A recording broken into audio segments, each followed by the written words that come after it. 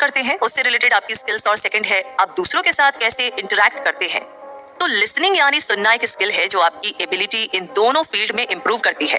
अब आप शायद सोच रहे होंगे कि लिसनिंग कौन सी बड़ी स्किल है, तो वो इसलिए क्योंकि आप सोच रहे हैं कि लिसनिंग का मतलब है सिर्फ सुनना, जबकि लिसनिंग का असली मतलब है कि आप जो कुछ भी सुन रहे हो उस पर ध्यान देना और वाकई में उसे समझना। जैसे कि प्रॉक्टर एंड गैम्बल एक अमेरिकन कंपनी है जो अपने मार्केटिंग वर्क के लिए फेमस है। अपने मार्केटर्स के लिए उनका एक स्पेशल ट्रेनिंग प्रोसेस है। इन एम्प्लॉयज को बगैर नोट्स लिए कस्टमर्स से बात करने की ट्रेनिंग दी जाती है। इन लोगों के इंटरव्यूज उन लोगों के इंटरव्यूज से कई गुना बेटर रहे थे जिन्होंने नोट्स लिए थे, क्योंकि कस्टमर्स ही आपको ज्यादा एक्यूरेट और वैल्यूएबल इंफॉर्मेशन दे सकते हैं।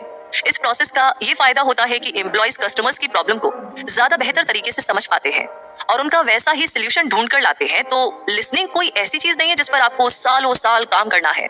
आप आज और बिल्कुल अभी से, राइट नाउ, अभी से इसकी प्रैक्टिस शुरू कर सकते हैं। तो अपनी अगली कॉन्वर्सेशन पर ध्यान दीजिएगा, सामने वाला क्या कहना चाहता है उसे ध्यान से सुनिए, इसकी प्रैक्टिस करते रहिए और कुछ दिनों में आपके अंदर ये स्किल डेवलप हो जाएगी कि आप किसी की कही गई बात को एग्जैक्टली याद कर पाएंगे।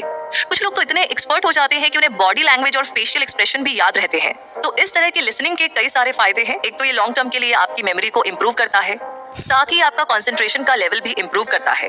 हालांकि कई बार कंसंट्रेट करना काफी चैलेंजिंग लगता है, तो इससे निपटने का एक आसान तरीका ये है कि आप बात करते समय सामने वाले की आंखों में देखकर बात करें। इससे आपको अपनी कॉन्वर्सेशन पर कंसंट्रेट करने में आसानी रहेगी, साथ ही आपको उनकी अटेंशन भी मिलती रहेगी।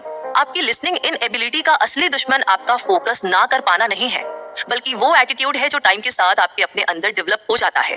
अक्सर जब कोई बात कर रहा होता है तो हमें लगता है कि उनके पास कहने के लिए कुछ नया तो है नहीं, इसलिए हमारा फोकस इजीली डाइवर्ट हो जाता है। हम बस उनके बात खत्म होने का इंतजार करते हैं ताकि अपना जवाब दे सके।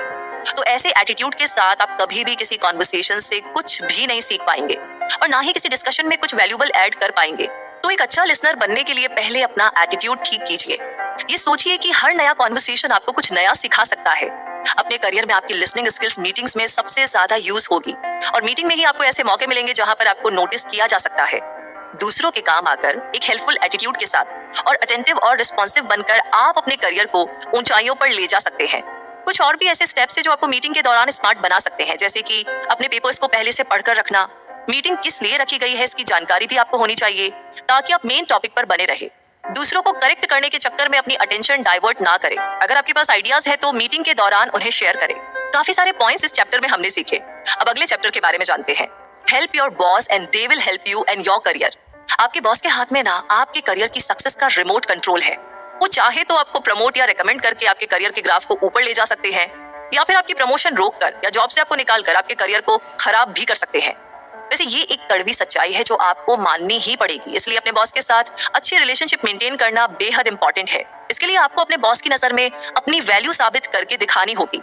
उन्हें एहसास कराना होगा कि आप कंपनी के लिए कितने बड़े एसेट हैं। अपने बॉस की नजर में आने का बेस्ट तरीका है आप उन्हें वैल्यू दीजिए, उनके अचीवमेंट्स का बढ़ चढ़कर बखान कीजिए और उनके फेलियर के लिए उन्हें कभी भी क्रिटिसाइज ना करें।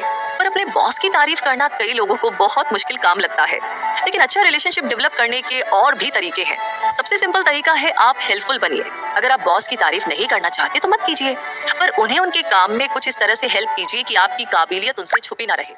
इसके लिए आपको कुछ एक्स्ट्रा भी करना पड़े तो झिझको मत। पता करो कि कौन से ऐसे वर्क से जुड़े प्रॉब्लम्स हैं जो आपके बॉस को तंग कर रहे हैं, उनका सोल्यूशन ढूंढ कर लाइए। अपनी तरफ से पूरी कोशिश कीजिए कि आप बॉस के किसी काम आ सके। कई बार कुछ केसेस में लोग बॉस की ना ज्यादा हेल्प नहीं कर पाते, लेकिन कम से कम आप इतना तो कर ही सकते हैं कि आपकी वजह से उन्हें कोई तकलीफ ना हो। उनकी मौजूदगी में शांत और खुश रहने की कोशिश करें, लेकिन शांत दिखने के चक्कर में आलसी मत बनिएगा। एनर्जेटिक बने रहिए पर किसी को डिस्टर्ब किए बगैर। बॉस के अंडर में काम कर रहे लोगों से आप बॉस के बारे में काफी जानकारी हासिल कर सकते हैं, जैसे कि उनका पर्सनल असिस्टेंट उनके बारे में सब कुछ जानता होगा। बॉस के स्टाफ मेंबर्स को भी उतनी ही पोलाइटली और रिस्पेक्ट के साथ ट्रीट कीजिए, क्योंकि कोई भी कब आपके काम आ जाए कहा नहीं जा सकता। आपके बॉस का स्टाफ उन्हें आपसे बेटर जानता होगा। आपके बॉस आपके करियर को प्रमोशन वगैरह के जरिए डायरेक्टली इम्पैक्ट कर सकते हैं। बॉस के साथ अच्छा रिलेशनशिप मेंटेन करना इनडायरेक्टली भी आपके करियर को फायदा पहुंचा सकता है, और वो इसलिए क्योंकि आपके बॉस आपके लिए एक वैल्यूएबल मेंटोर साबित हो सकते हैं। जैसे कि जैक वेल्च जनरल इलेक्ट्रिक में 1981 से 2001 तक सीईओ रहे हैं। इस दौरान उन्हें जेफ इमेल्ट नाम के एक एम्प्लॉय के साथ काफी काम करने का मौका मिला। इमेल्ट और वेल्च के बीच में काफी अच्छा प्रोफेशनल रिश्ता रहा और इमेल्ट को वेल्च से काफी कुछ सीखने का मौका भी मिला। जब जैक वेल्च ने कंपनी छोड़ी तो उन्होंने नए सीईओ के तौर पर जेफ इमेल्ट का नाम सजेस्ट किया। उनकी रिकमेंडेशन पर जेफ कंपनी के न्यू सीईओ बनाए गए और उन्होंने जनरल इलेक्ट्रिक की लीडरशिप की कमान 2001 से 2017 तक संभाली। उनका लीडरशिप स्टाइल भी वेल्च से काफी हद तक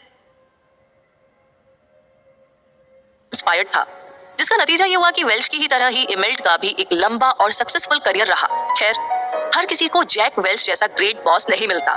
कुछ बॉस अपने काम में तो एक्सपर्ट होते हैं पर एम्प्लॉइज के लिए बहुत ही बुरे साबित होते हैं, या यूं कह लीजिए कि उन्हें एम्प्लॉइज को हैंडल करना आता ही नहीं है। वो अपने एम्प्लॉइज की खूबियों को कभी भी अप्रिशिएट नहीं करते, बल्कि उन्हें उनकी एबिलिटीज को लेकर ही डाउटफुल फील करा देते हैं। तो ऐसे बॉस आपके टैलेंट को कभी उभरने नहीं देते और ना ही आपकी कमियों को दूर करना उनका मकसद होता है। उन्हें तो बस किसी तरीके से आपसे काम निकालना होता है। अब ऐसे बॉस को मेंटोर की कैटेगरी में रखा ही नहीं जा सकता। आपका सेल्फ कॉन्फिडेंस और सेल्फ एस्टीम तोड़ने के पीछे भी ऐसे बॉस का ही हाथ होता है।